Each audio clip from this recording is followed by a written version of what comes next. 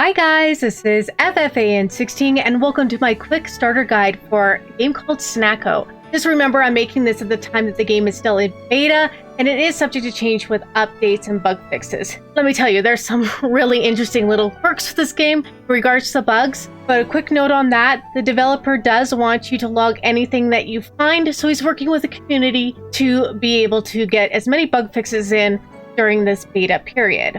Snacko is a game where you play as an adorable little cat with her cat friend.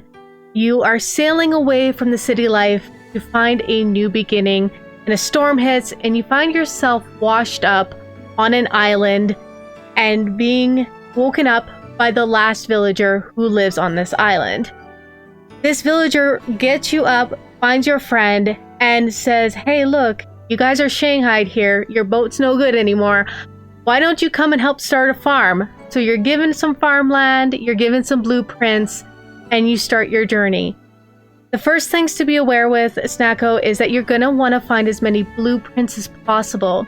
These will allow you to learn crafting recipes. It will also let you learn how to makeshift things together. The blacksmith will have blueprints available. So far what I've found is every season there'll be some new blueprints for you to purchase. Now, the gentleman who finds you is going to give you everything you need to start with, a working table and your house, showing you how to farm, all the basic farming stuff. What's really great about Snacko is there's resources everywhere. Everything you cut, everything you chop down, everything you plow has a resource coming out of it, and there's going to be abundance of it. Every area of the different biomes has a unique resource with it, as well as a common resource. For example, you'll find the earth fragments pretty much anywhere from your farm, town, and the grassy plains. The fire fragment's going to be harder to find. It's more common in the desert, in the dead trees, or the pots. The first thing I would suggest, not only getting your crops started so you can make some money, to head into town and start cleaning up the plaza area. If this is where you're going to want your businesses to sit. For me, I like having my businesses up on this plaza.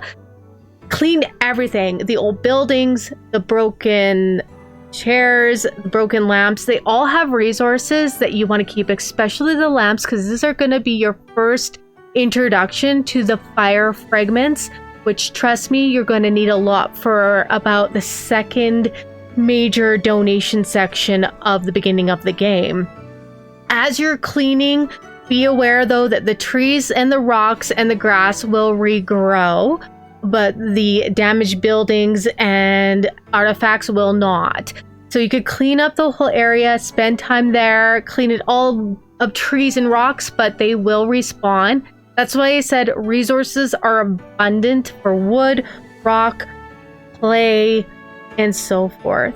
The mines were a little hard for me to find at first, but they are in the grassy plains beside the second farm lot that you'll get introduced with pretty early on with a quest with Scarecrow. You'll know what I mean when you get there. I don't want to spoil too much in this quick beginning introductory video to Snacko. The next thing you want to focus on is do the quests. The quests are going to lead to you being able to invite more villagers, different shops, open up shop availability for their resources.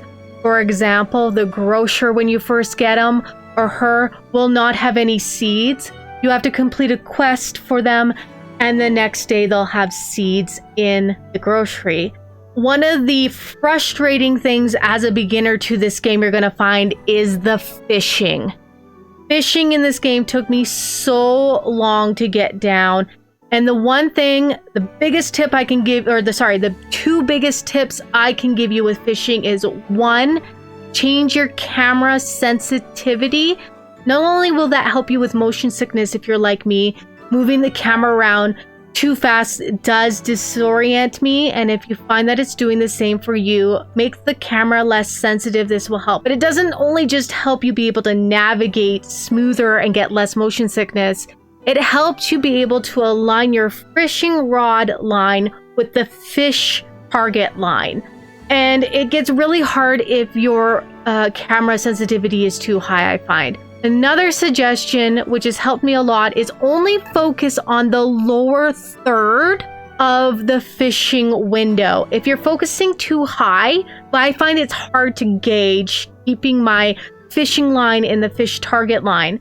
Of course, like any game, some fishes are easier to catch, like the catfish, than other fish right now, like the salmon.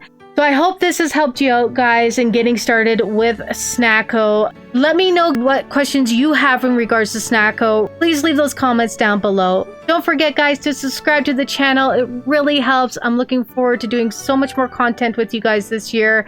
And I hope you enjoy the game as much as I do. And as always, guys, happy gaming!